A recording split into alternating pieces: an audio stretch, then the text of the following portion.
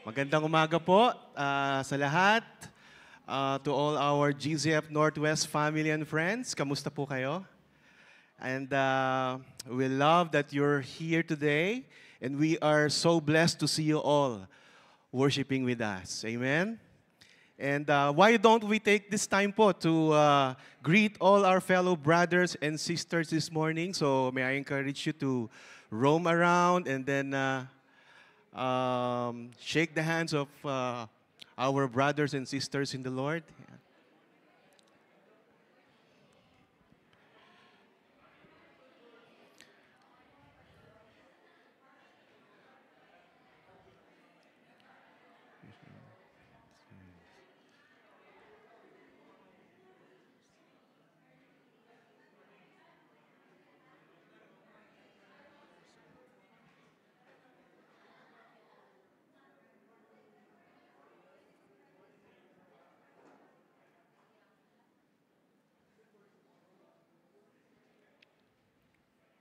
Praise God. Praise God. God is good indeed. God is good, church? Amen, all the time. So here are some announcements.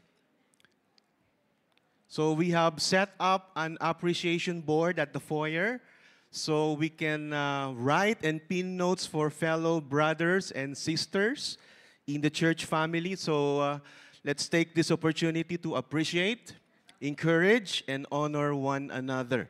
So you can write to someone you serve with, your GG leader, a close friend, or an acquaintance you'd like to appreciate. And also, join us this Wednesday at 7 p.m. for a time of prayer with brothers and sisters as we continue our devotional series on Haggai and Malachi, living to please God. So we will be having our on-site gathering here at Beacon Hope and live streaming via FB Live. So don't forget to like our Facebook and subscribe to our YouTube channel, GCF Northwest, to stay connected and updated on ongoing and upcoming church activities and ministries. And also, here at GCF Northwest, we want everyone to be connected and accountable to fellow brothers and sisters in Christ in the church family. So we encourage you, church, to meet with your growth groups to experience the GZF Northwest family community in a smaller setting. So we grow together in love for the Lord and for others. And for those who are not yet in a GG, lahat po ba na may GG na po dito? Sino pa pong walang GG? Yan, praise God, no? Kung wala pa po kayong GG, we invite you to experience our church family by signing up at the foyer. Okay po? And also, at this time, we would also like to honor our church members who have celebrated their wedding anniversary this first half of July. So, in behalf of GZF Northwest family, happy anniversary po sa inyo. And palakpakan po natin. Nandito po ba sila Elder Derek and Sister Pia? Okay. So, susunod po tayo sa kanila kung nasan po sila ngayon. Okay, so happy anniversary po, Elder Derek and Sister Pia. May the Lord continue to bless you. And we praise God for your lives. And to all our guests, welcome to GZF Northwest. At meron po ba tayong first time attending our worship service or just recently started joining our worship services? So we encourage you to please stand up so that we may greet you. Meron po bang first time, second time? Sige po, wag po kayo mahihiya. Okay, wala po. Okay, so church, so let us take this an encouragement po, to invite our family and friends who have yet to know Christ and or seeking a church community. So each one, invite one. Can we do that next week? Amen. Sige po, I guess that's all our announcement for today.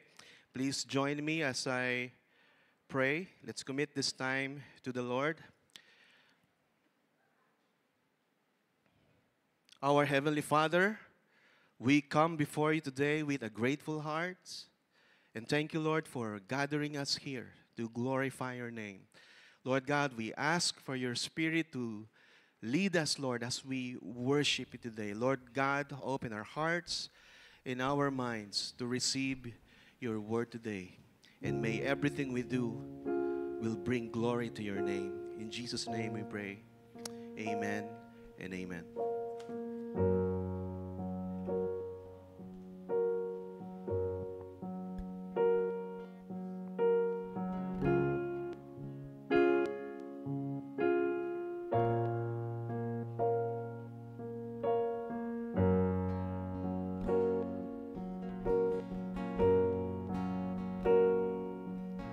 The splendor of the King.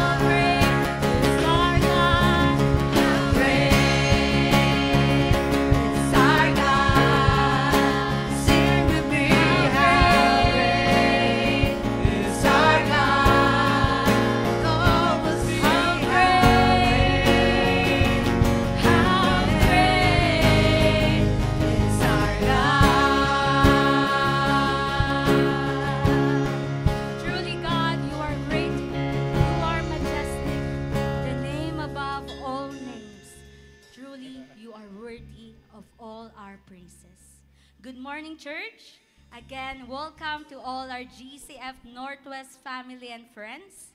We are blessed to worship our Lord and celebrate His goodness and faithfulness. Psalm chapter 61, verses 1 to 3 and 8 says, "Hear my cry, O God. Listen to my prayer. From the end of the earth, I call to you when my heart is faint.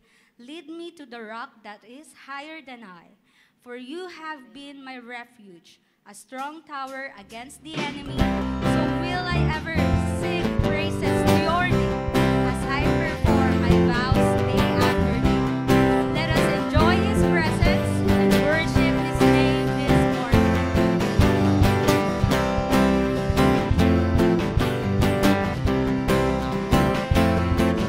May galak, may saya, may tuwa sa piling ng Diyos, sapagkat hirap ng puso ay naglalaho. May awit, may sayaw, at papuri para sa Diyos, na hatid ng puso, pinagpala niyang lubos.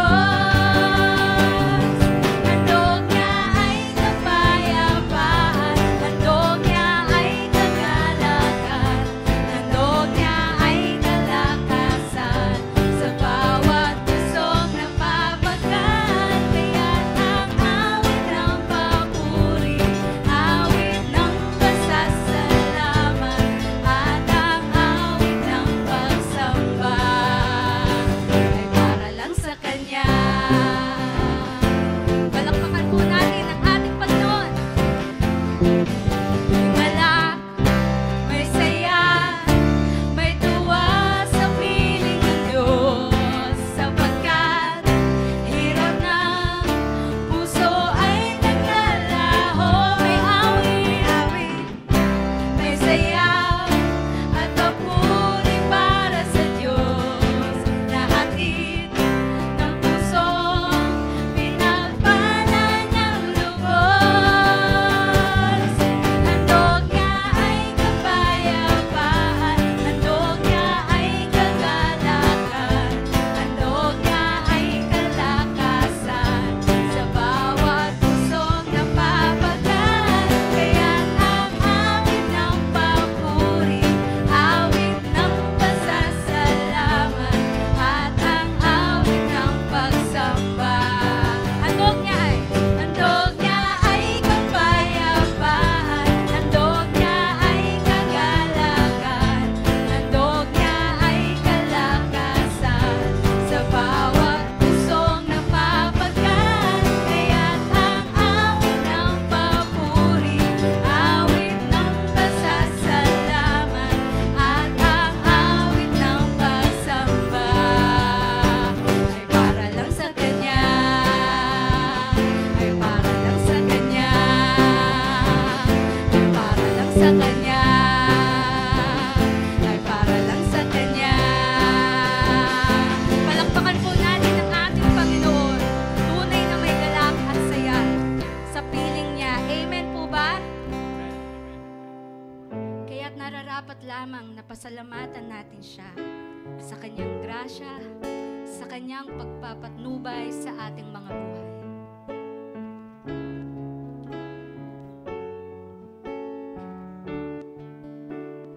Puso ko'y iyong sinisiyasat, ang buhay ko'y iyong alam, ang lahat kong lihim, O Yahweh, ay tiyak mong nalalaman.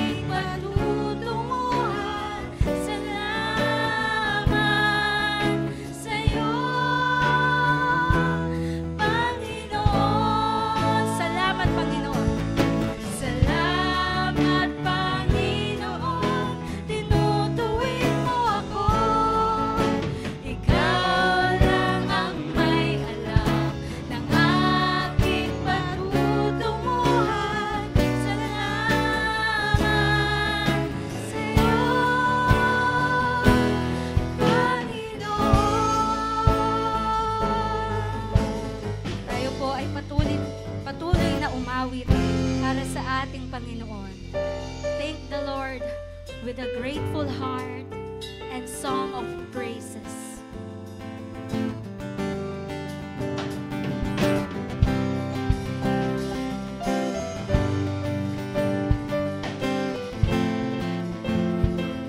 May we lift our voices to the Lord. I come before you today, and there's just one thing that I want to say.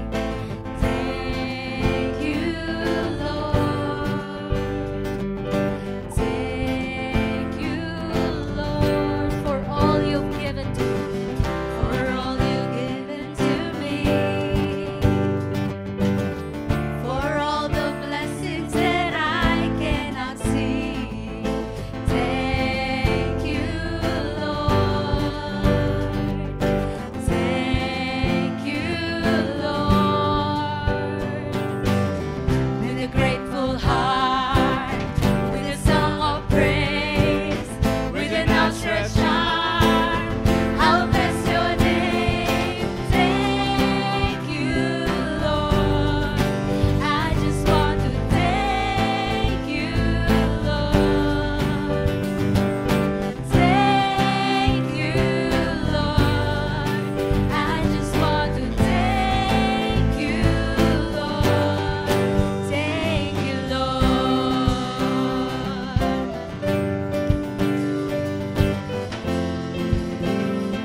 For all you've done in my life, for all you've done in my life. You took my darkness and gave me your light. Thank you, Lord. Thank you, Lord.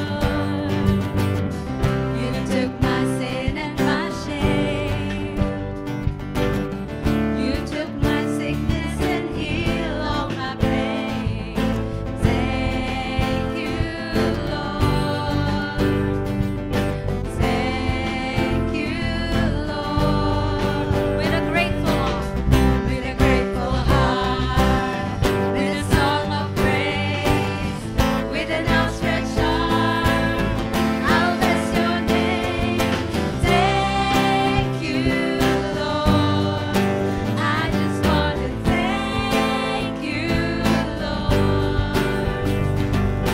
Thank you, Lord. I just want to thank you, Lord. Thank you, Lord. Thank you, Lord.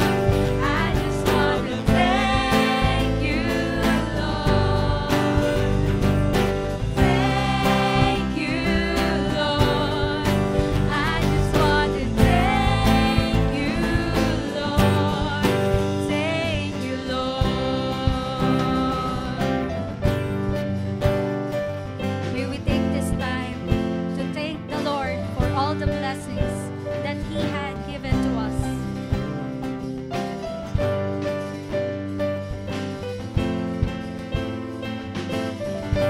Let's sing with a grateful heart, with a grateful heart, with a song of praise, with an outstretched arm, I'll bless your name.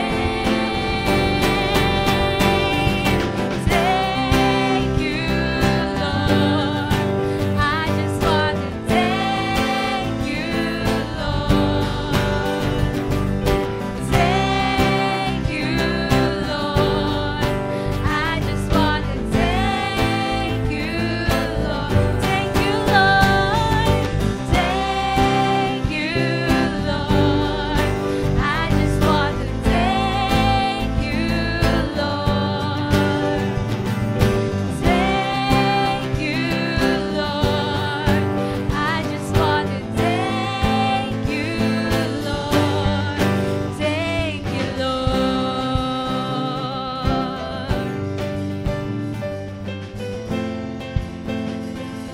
For all the blessings, for all you've done in our lives, oh God, we thank you.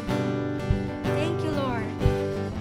As Psalm 103 says, bless the Lord, O my soul, so we can worship His holy name. Let's continue worshiping the Lord.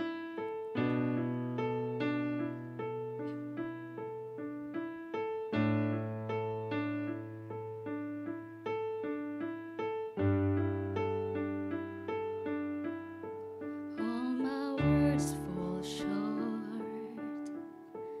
I got nothing new. How could I express all my gratitude? I could sing these songs as I often do, but every song must end, and you never do. So I throw up my hands and praise you again and again. 'Cause all that I have is say hallelujah, hallelujah. And I know it's not much, but I've nothing else fit for a king except for a heart singing hallelujah, hallelujah.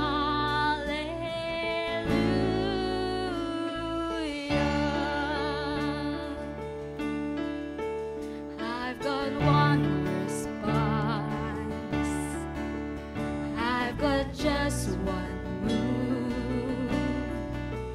With my arms stretched wide, I will worship you. So I throw up my hands and praise you again and again. 'Cause all that I have is a hallelujah, hallelujah. And I know it's not much, but I've nothing else fit for a king except for a heart singing hallelujah, hallelujah.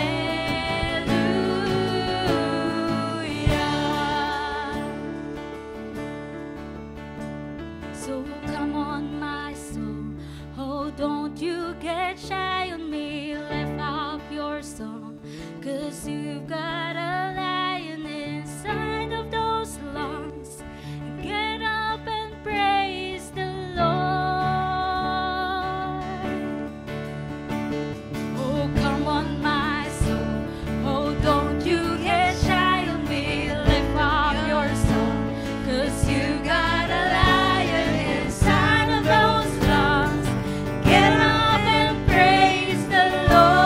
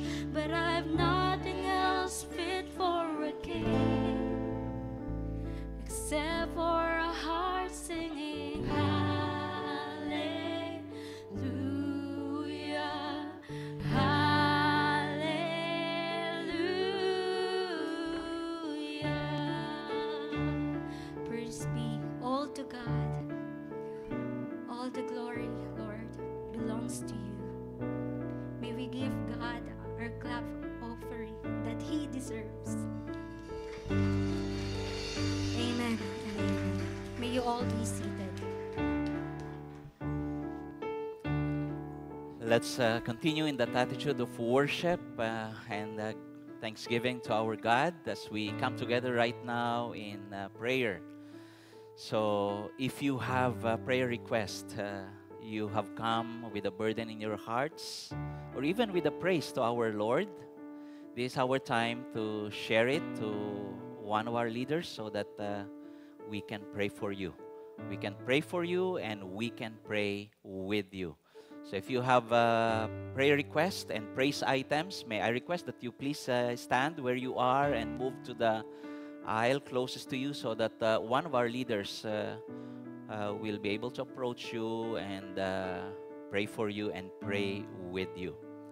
So i-share nyo po kaagad kung ano man po yung mga prayer request nyo at ready po at handa po ang ating po mga leaders po to pray for you today. Meron po ba? Tulad po ng kanta kanina, don't be shy. We can express our heart to the Lord. And we know that He listens to us and He answers our prayers in His own time and in His own way. Meron po ba? Tayo lang po kayo para po malalapit po sa inyong leader po natin at ipagpipray po kayo. Doon po sa mga kasama po nating nakaupo, take this time also to commune with God. Reflect some more of His goodness and faithfulness to you and your family. Kung meron po kayo mga unspoken prayer request, hindi nyo po masabi sa iba, this is the time for us to just lift up all these things to our Lord. Okay po? And in a couple of minutes, I'll be praying, leading you in congregational prayer.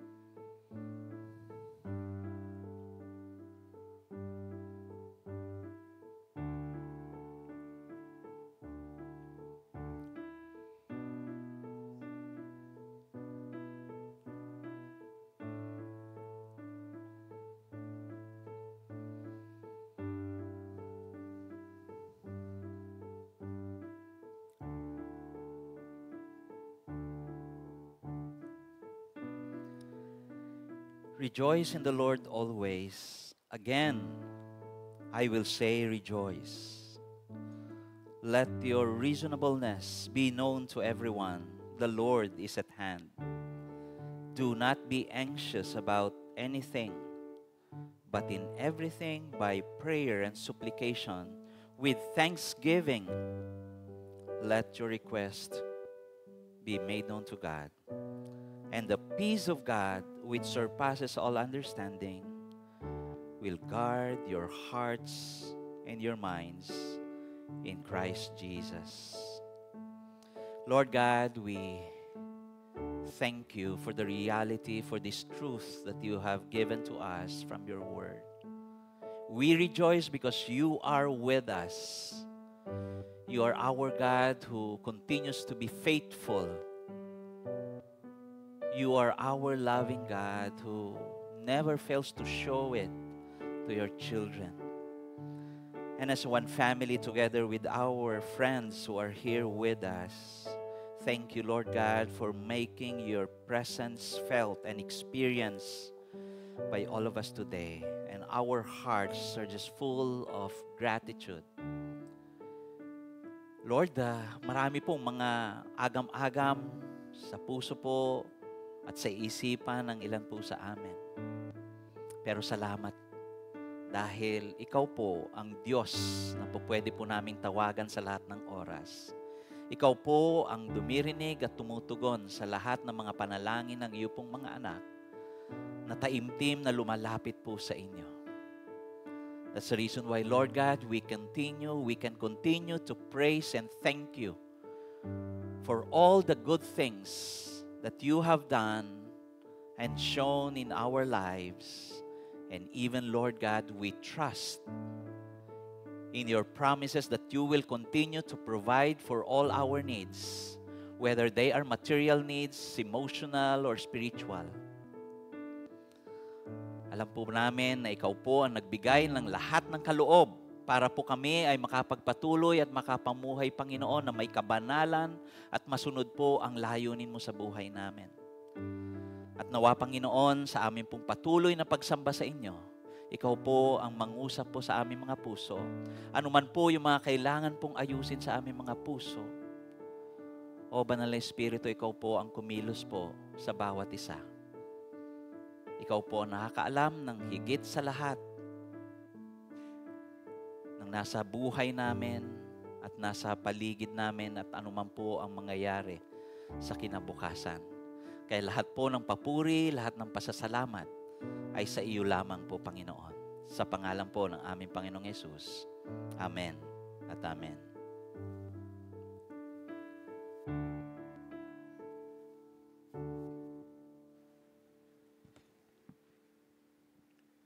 Let's continue to worship the Lord by giving our tithes and our offering. Matthew chapter 6, verses 1 to 4 reads, I'll be reading from English Standard Version. Beware of practicing your righteousness before other people in order to be seen by them, for then you will have no reward from your Father who is in heaven.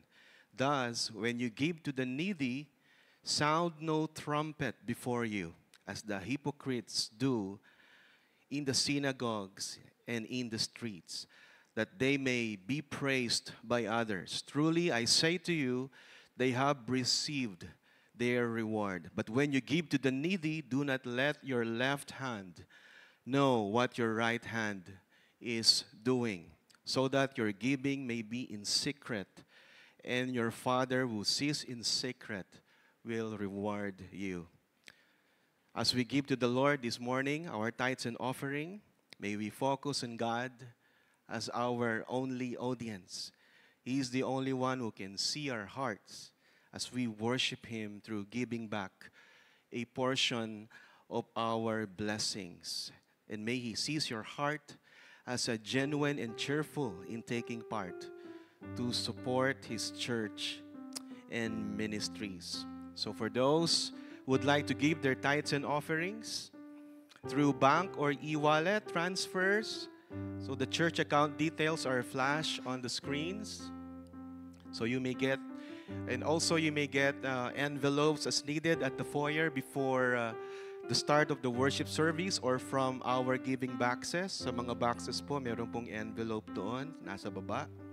No, and we encourage you to give in whichever way is most convenient for you.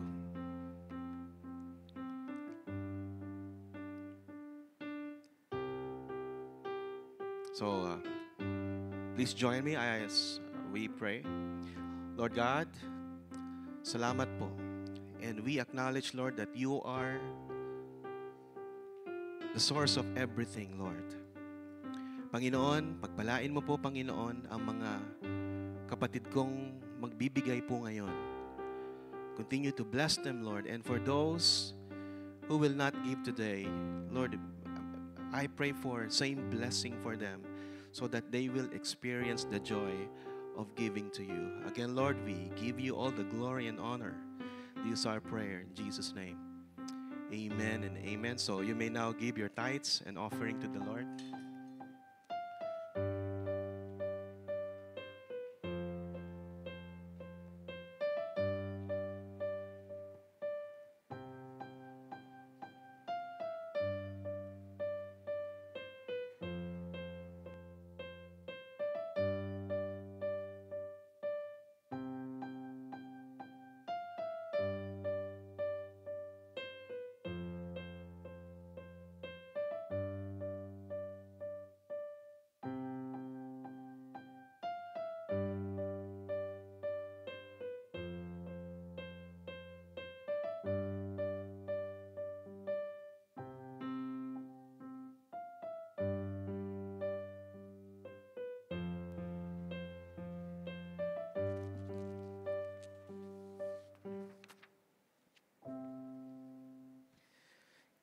In reverence to the reading of God's Word, let's all rise.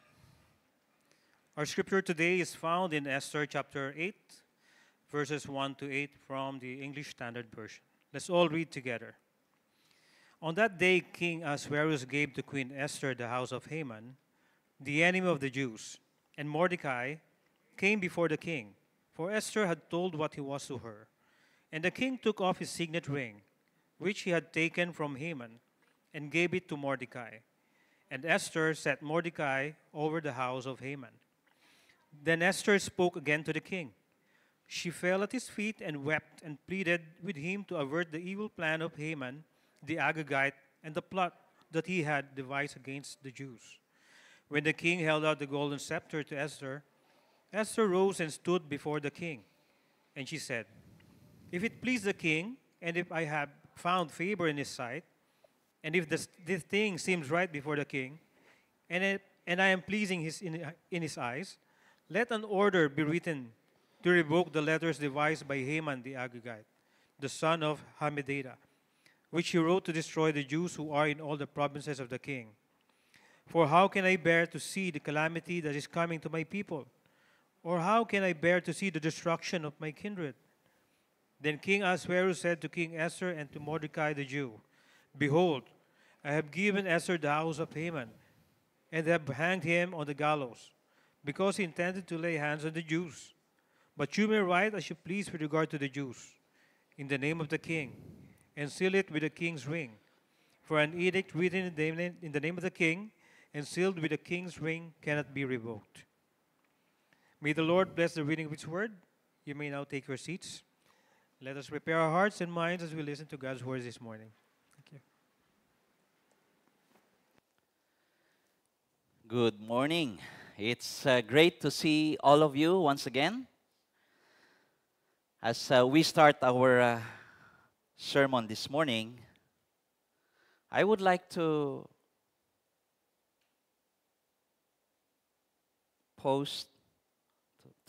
present to you a thought. And I would like to ask if you will agree with it or not.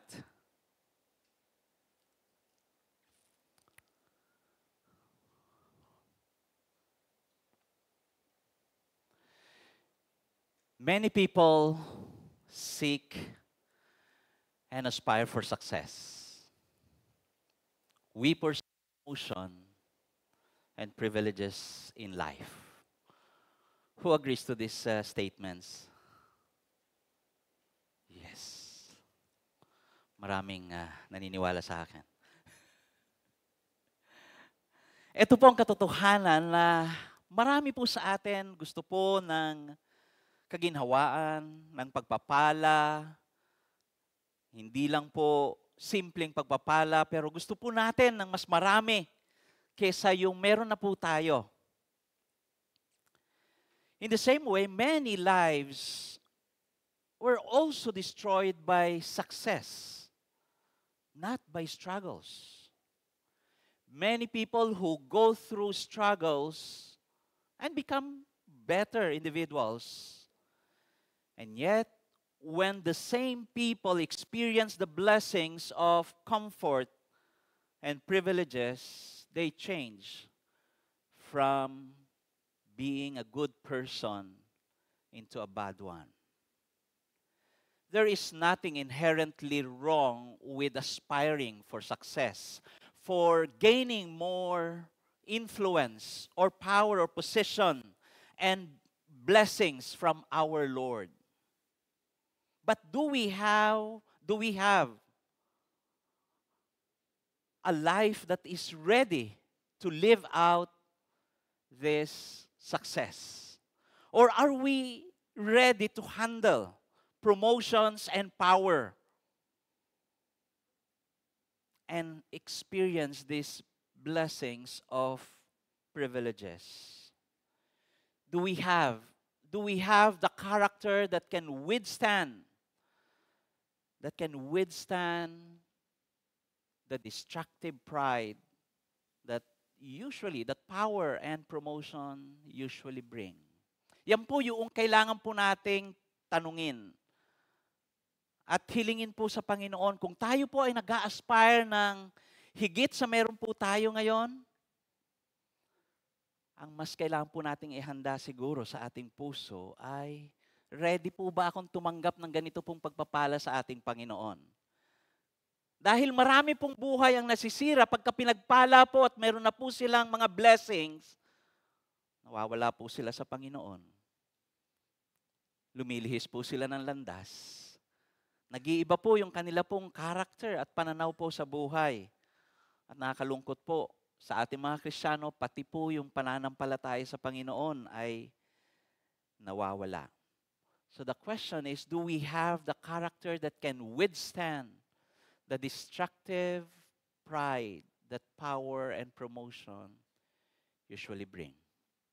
Let's join our hearts in prayer as we commit our study of God's Word. Lord, we open our hearts before you. Would you speak to our hearts right now? Would you deposit truths that are so precious and that we need in life so that we can continue to live our lives pleasing to you, giving honor to your name always. In Jesus' name, amen. If you are new to GCF Northwest, we are continuing our sermon series in the books of Ezra, Esther, and Nehemiah. And we know that right now we are almost over or complete with our study of the book of Esther. Patapos na po. And ang theme natin sa ating series ay renewing and rebuilding God's people. And I hope that through the journey we had in the past months and weeks, we have learned and experienced how to be renewed, how to be rebuilt by God, our lives for Him. I entitled our sermon today, From Fear to Festivities, based on chapter 8 of the book of Esther. And the summary lesson I want all of us to take home today is to enjoy success with generosity, gratitude, humility, and joyful obedience to the Lord. Yan po yung lesson na gusto ko pong maiuwi. Kung kayo po ay maidlip, lumabas po kayo for whatever reason habang po ako ay nagmemensahe, yan po ang ating pong tandaan. We have to enjoy success, promotions, the blessings that the Lord has given to us. Pero ito ay hindi lamang po para sa atin. It must be responded by us with generosity, with that heart of gratitude, humility, and joyful obedience to the Lord. Yan po yung pong buod ng ating mensahe. Yes, Christianity is about success, about victory, about promotion amid all the struggles and sufferings that we face every day of our lives. We can enjoy life as the Lord continues to be with us and guide us in our steps every day. And going back to the passage that we have today, we will learn that, the Israelites in Persia had just been moved from being marginalized to mainstream. Dati po, outcast po sila. Wala po silang influence sa hari. Si King Xerxes during that time. They were almost annihilated and destroyed. But now they were promoted and given privileges in the palace. Their fear turned into festivities. The people of God joyfully celebrated the favor they received and commemorated the day of their deliverance from their enemy. So how do we move from fear to festivities with our character intact? When God promotes us and gives us His blessings, how do we respond? How do we respond and live our lives as God's people? Tatlo pong responses ang akin pong ipipresent at i-highlight po sa atin. And ito po yung mga tatlong bagay. Respond to success with generosity, remember others compassionately, and rejoice honorably in humility. Yan po yung outline po natin. Ito po yung mga 3 responses because God is faithful. God is the one who blesses His people. And He never fails to be with us and guide us in our steps every day.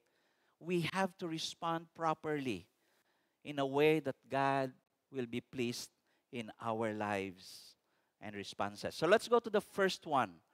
Respond with success or respond to success with generosity. And I would like for us to read the first 2 verses of our passage. Okay? Sabi po dito, on that day, King Ahasuerus gave to Queen Esther the house of Haman. Alam po natin na si Haman had been hanged. Siya po yung nahulog sa kanyang sariling plano na para kay Mordecai sana na siyang bibitayin at papatayin. At binanggit po rito sa passage natin, he is the enemy of the Jews. And Mordecai came before the king, for Esther had told what he was to her. Magkasin po sila, di po ba? At si Mordecai, ang siya pong nag-encourage na tumindig po si Esther sa before the king so that magkaroon po ng pagkakataon na sila po ay maligtas doon po sa plano pong pagpatay po sa kanila bilang mga Hudyo ni Haman. And the king took off his signet ring, which he had taken from Haman, and gave it to Mordecai. And Esther set Mordecai over the house of Haman. See? Ano po makikita po natin dito? They were blessed. Si Esther has been given favor by the Lord through the king. Alam natin, hindi binanggit po ang Diyos dito po sa aklat ng Esther. Pero alam po natin na silently or behind the scenes, si Lord ang nag-orchestrate ng lahat na nangyayari sa buhay ng kanyang piniling bansa at mga tao. Kaya through the king of Persia during that time, King Xerxes, God used that king to give favor to Esther, to Mordecai, and eventually to the whole Jewish community, not just in Susa or the capital city of Persia, but throughout all the 127 provinces that comprise the Roman or the Persian Empire during that time. So makikita po natin dito na blessed na po, binigyan na po ng favor si Esther. Usually when we receive favor, ay enjoy ko na lang to. Sa akin to eh. Sa akin to binigay. Di po ba? Pero makikita po ninyo na may pagbabago na po sa character ni Esther. Hindi niya po tinignan yung blessing na binigay sa kanya na para lang sa kanya. Ano po yung ginawa niya po rito? Immediately, on that day, on that instance, pagkatapos po ibigay ni King Ahasuerus yung estate, yung po mga naiwang properties ni Haman, which is hindi naman po siguro ito maliit na house and lot. Marami pa po mga ari-arian. Ibinigay na po dahil namatay na po siya, dahil yung pong kanyang planong patayin yung mga Hudyo ay na-reveal at siya po ay nawala na. So binigay ng hari yung buong estate. Yung buong lahat ng properties ni Haman kay Esther. Hindi ko po alam kung tayo po yung binigyan ng estate and properties. Ano po yung magiging tugon po natin? Kung meron pong ibigay sa atin po kaagad. Ano po magiging tugon natin? Pagka tinanggap po natin yung blessing, ano po ang gagawin natin? Sa akin na lang to. Total, sa akin naman nakapangalan to eh. Ibinigay ng Lord na to sa akin. Ito ba? 2 years ago, my aunt died and naiwan po niya. Single po siya. Wala po siyang asawa, anak. Naiwan po yung kanyang maliit na property sa probinsya. At until now po ay hindi po naayos dahil ang dami pong kasama doon sa pangalan na dapat magmamay-ari ng property na yon. Pero makita po niyo si Esther po dito. No? Ibinigay po lahat ng estate, lahat po ng properties ni Haman sa kanya. Pero immediately, sabi rito, Esther set Mordecai over the house of Haman. Tinurn over niya po kagad sa kasi niya. Ikaw na ang nagmamahala niyan at magmamayari niyan. Napakaganda pong response. When she received that blessing, her response was to be generous, to give it away, to share that to other people. And I pray that when the Lord blesses us, we also respond that way. When the Lord gives us success and favor, we think of how we can share that to other people. Because that's what we see as an example that the Lord has given in this story of God's people in the book of Esther. Mga kapatid, I want us to know that, yung pagiging mapagbigay, yung pagiging generous, hindi po automatic na nangyayari po sa buhay natin. One of the fruits of genuine faith is a heart of gratitude. Kung tayo po ay tunay at talagang nananampalataya po sa ating Panginoon, doon lamang po magkakaroon po tayo ng heart na mapagbigay, the heart of gratitude. When we say that we love God and we love other people, it would lead us to freely give and share our blessings wholeheartedly to other people. We respond in generosity because God gives us victory and success in life. We respond in generosity because God gives us victory and success in life. The second truth that I would like for us to understand this morning is remember others compassionately. When the Lord blesses us, when the Lord promotes us, when the Lord gives us privileges in life, positions of influence and power, I pray that we think of others also. And we think of them with that compassionate heart. Tingnan po natin ang ginawa po ni Esther po sa verse 3 up to verse 6. Basahin po natin ito.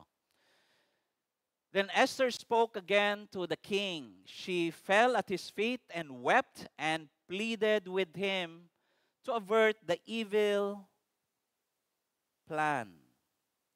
To avert the evil plan of Haman the Agagite and the plot that he had devised against the Jews. I would like for us to just understand this passage, no?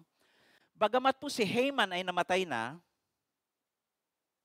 bagamat si Mordecai ay naging second in command na sa Persian palace with King Ahasuerus, bagamat si Esther ay itinurn over na sa kanya yung estate, yung pong decree na ginawa with the consent of the king had been spread, had been given to all the 127 provinces of the Persian Empire during that time.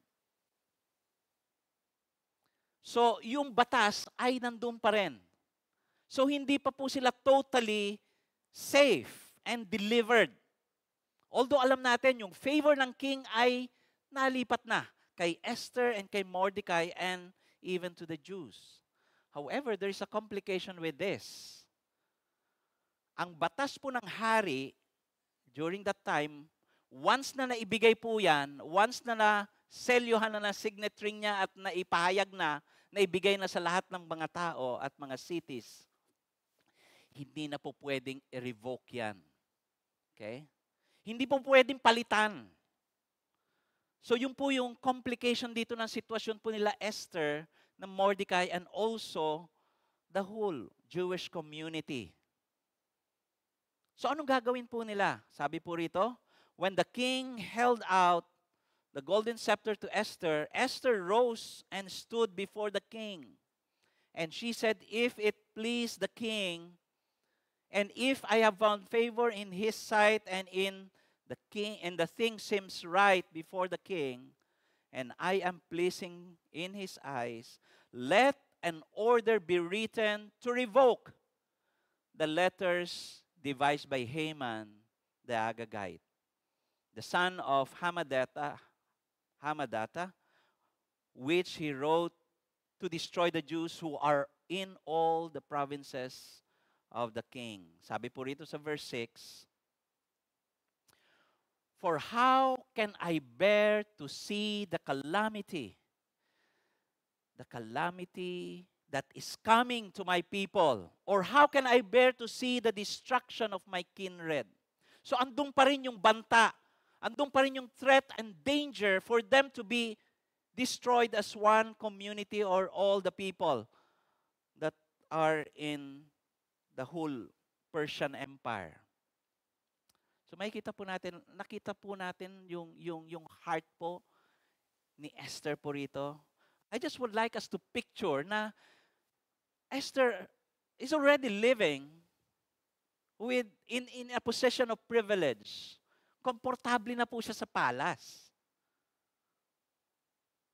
Pero yung heart po niya goes out to her people. Andun po yung kanyang puso sa mga tao. Bagamat komportable na po siya, may favor na po siya from the king, ganun din po yung kanyang cousin. Ang kanya po, ang tuon pa rin ng kanyang isipan at puso ay sa kanyang mga tao, sa mga Jews, sa kanyang mga kalahi at kasama. Napakaganda pong response. When the Lord blesses His people, when the Lord gives promotion, when the Lord positions us in a place of influence, I hope that we don't just think of our own, but our hearts go to other people also. And that's what we see in Esther. How Esther responded to this favor and blessings from the Lord. He had that compassionate heart to think and even beg and weep before the king. Nakiusap po siya na i-revoke. Pero sabi ko nga po, lahat po ng batas ng hari hindi po pwedeng mabali at any time. Kaya nga po, even if you have read the story of Daniel and his friends, noong pong sila ay talagang dinala na po sa apoy. Maski ayaw ng hari dahil meron na pong order, meron na pong decree na nagawa, wala po siya magagawa, kundi ipatupad po yung batas. Pero ang hiling po rito, because of her heart, a compassionate heart for her people, Esther pleaded with the king. I-revoke yung pong decree. Pero hindi po pwede. Later on, makikita natin kung ano po yung step na pwedeng gawin. Pero makikita po natin dito yung heart po. Gusto ko po yung pagtuunan natin po ng pansin ngayong umaga. We see the compassionate heart of Esther here. And I pray that as the Lord continue to bless us, as the Lord allows us to experience His blessings upon our lives, we develop that compassionate heart for other people. Doon po sa verse 8, sabi doon, but you may write as you please with regards to the Jews in the name of the king. Napakaganda pong, dahil hindi po mapakinggan, no? Dahil hindi po pwedeng i-revoke, sabi po ng hari, pwede kayong gumawa ng bagong decree as you see it fit at makakatulong po sa inyo. Seal it with the king's ring, for an edict written in the name of the king and sealed with the king's ring cannot be revoked. So, hindi po pwedeng ma-revoke, ma-nullify, may isang tabi, yung pong unang batas na naipalabas para po mapatayin lahat po ng mga Hudyo, hindi lamang po sa Susa or the capital city of Persia, but to the whole 127 provinces. Ang solusyon po, gumawa ng panibago pong decree. Okay, hindi pwedeng ma-revoke to, pero pwede tayong gumawa ng bagong decree. Napakaganda pong favor. Because Esther's heart was for her people. We see that there was a solution that was given and still a favor from the Lord through the king during that time. Kaya mga kapatid, if may mga sitwasyon po tayo, we are in a dilemma what to do, we can always go to God. We can always seek wisdom from our God. And He will provide a solution for us as long as our hearts are right before Him. As long as we have that heart with other people. Hindi po yung pansariling interest lang po natin ang iniisip natin. King Xerxes or Ahasuerus gave them the opportunity to write a new decree with the help of the king's scribes. Not to revoke Haman's decree, but to reduce its enforcement.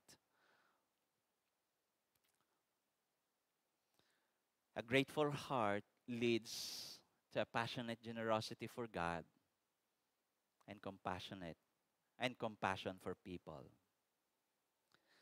A grateful heart leads to a passionate generosity for God and compassion for people.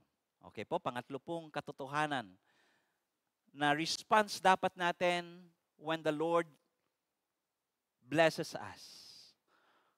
When the Lord puts us in a position or place of influence, power, and privileges. Rejoice honorably in humility. Rejoice honorably in humility. I would like for us to read verses 16 and 17. Sabi po rito, the Jews had light and gladness and joy and honor.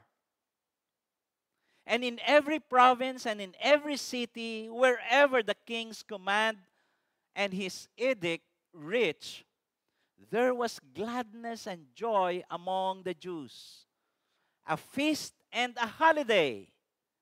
And many from the peoples of the country declared themselves Jews, for fear of the Jew had fallen on them.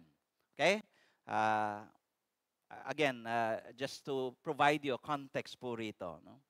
Pagkatapos pong magmakaawa po si Esther sa hari na i-revoke yung decree na siyang in effect during that time to kill and magkaroon po ng genocide sa lahat ng Roman or Persian Empire, magkaroon ng genocide sa mga Jews, pinayagan po siya ng hari na sumulat ng bagong decree. Bagong decree para po yung enforcement noong decree, the previous decree or law, ay mapawalang, hindi naman talaga totally mawala ng epekto or hindi po pwedeng gawin ng mga tao against the Jews. Pero doon po sa sulat at crinaf na batas po rito, hindi na lamang po sila po pwedeng patayin, pero the Jews had the right under the law during that time with the new decree that they can defend themselves.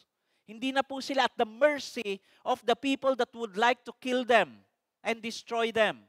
They have the right now with the king's decree to defend themselves and even fight against their enemies. Kaya po, ganyan po ang nangyari. So, ipinakalat po ulit yung bagong decree at there was, sabi rito, there was light.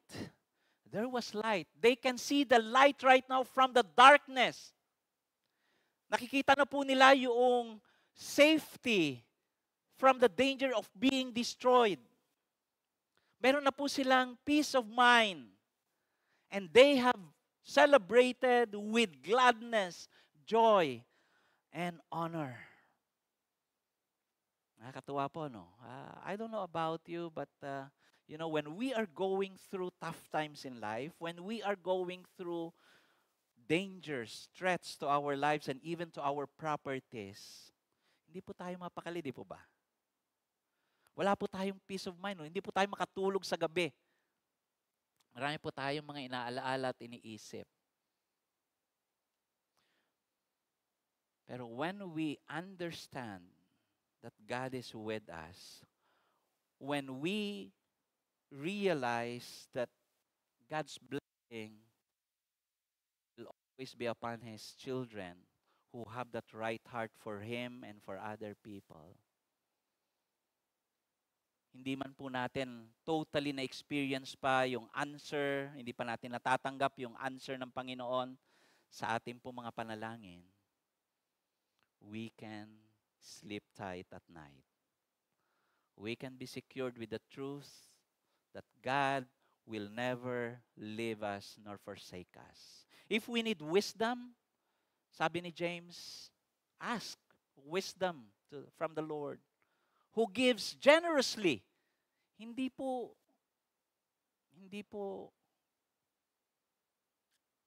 kuripot ang Panginoon.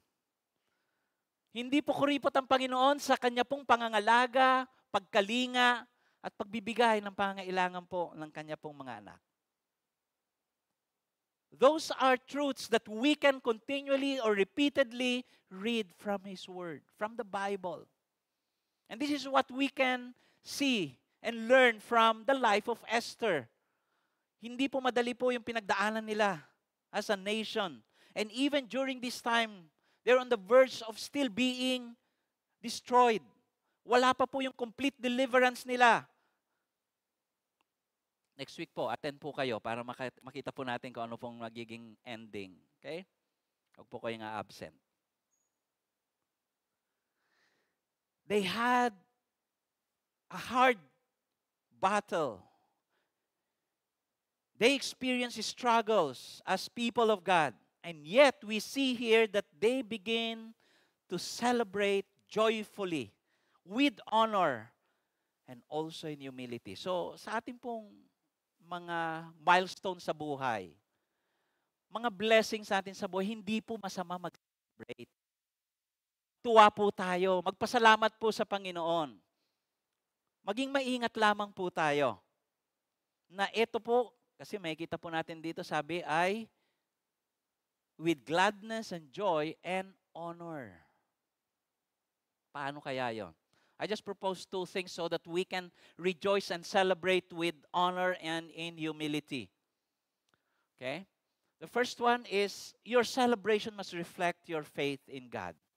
If we have to celebrate and rejoice with the blessings, with the promotion, with the privileges that the Lord is giving us, make sure that your celebration reflects your faith in God. Kasi po pwede po ma-interpret yan na nagyayabang tayo. Although we don't have the right to judge people's heart, and we cannot do that.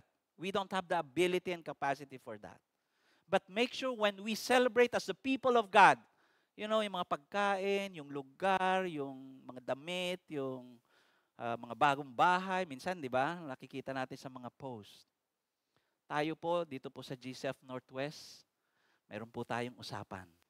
Make sure po when we post as expression of our rejoicing and praises sa ating Panginoon, do our post reflect our faith in God. Pangalawa po is that your celebration must focus on the faithfulness of God.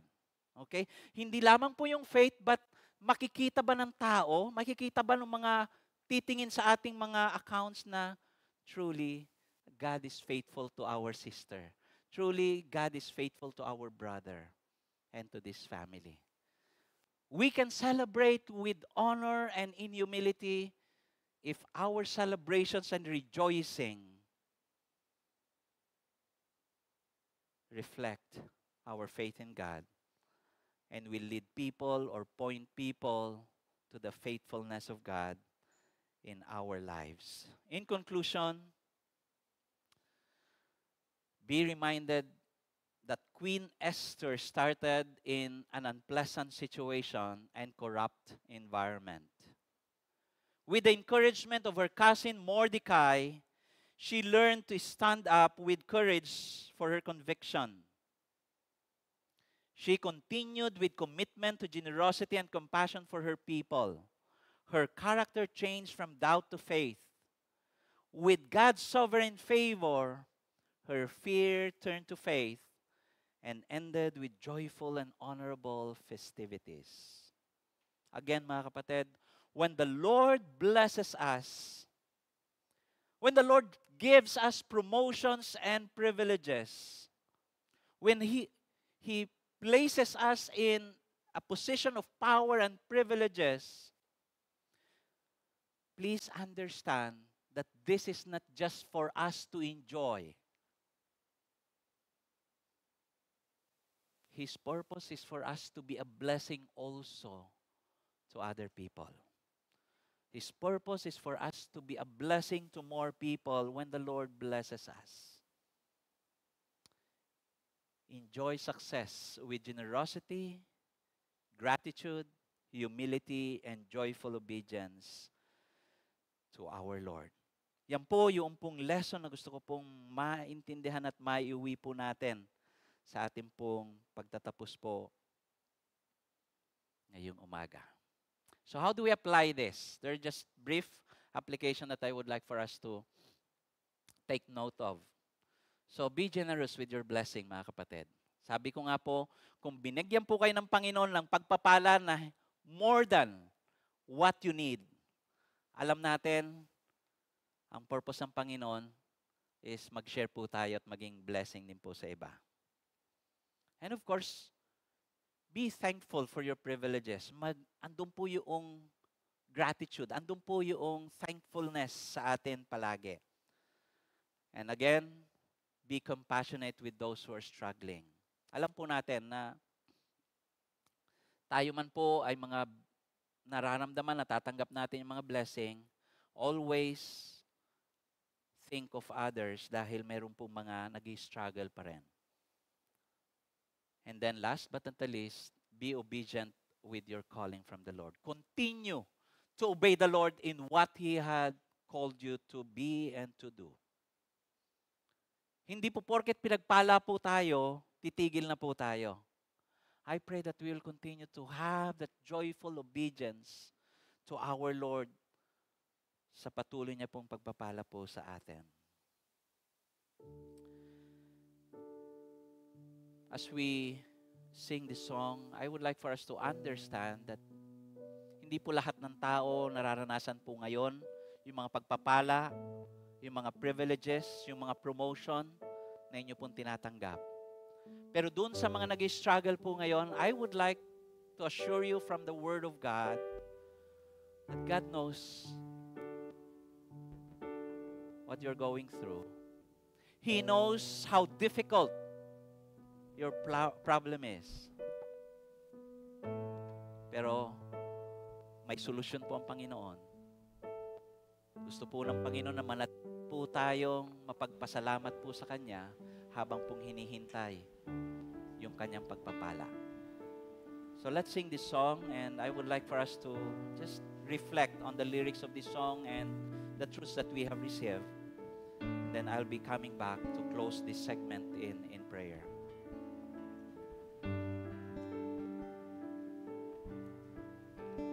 All my words fall short. I got nothing new.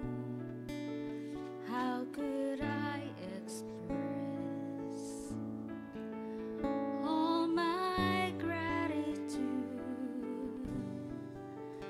I could sing these songs as I often do, but every song must end, and you never do. So I throw up my hands and praise you again and again, 'cause all that I have is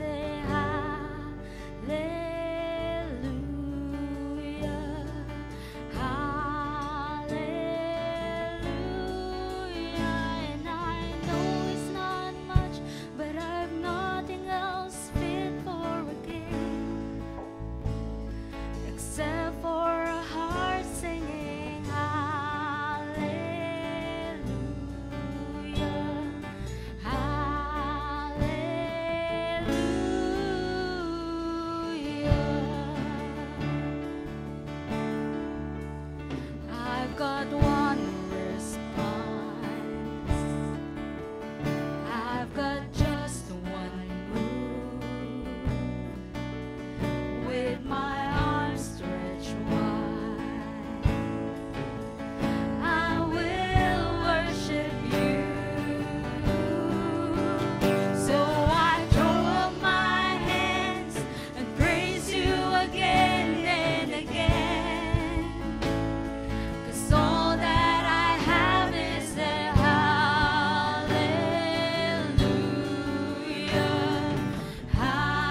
hallelujah. And I know it's not much, but I've nothing else fit for a king, except for a heart singing hallelujah, hallelujah. So I join my hands and praise you again and again. 'Cause all that I have is a hallelujah, hallelujah. And I know it's not much, but I've nothing else fit for a king, except for a heart singing hallelujah, hallelujah.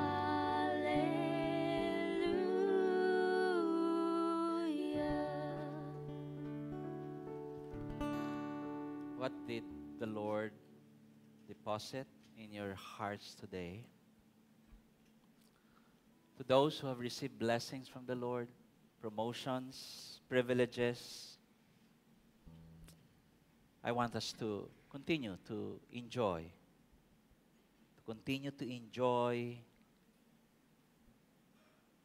these blessings from our God with generosity in our hearts, gratitude, humility, and joyful obedience to Him. For all of us who are waiting, praying, or even weeping for that blessing from God that we asked from Him,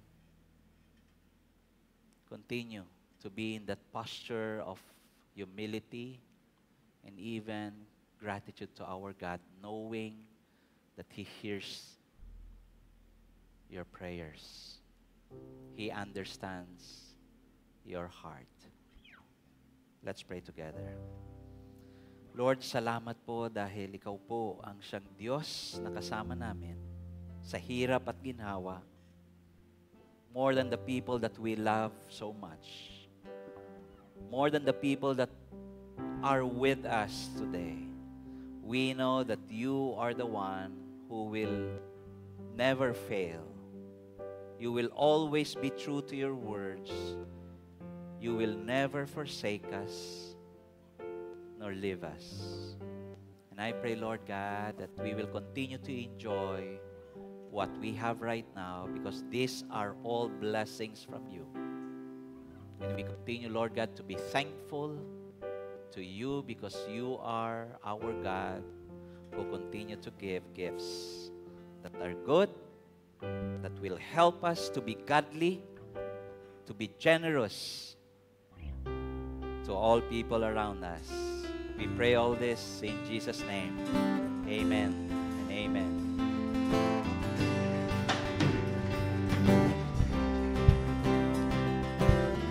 May we all stand and sing again the song, Thank You, Lord.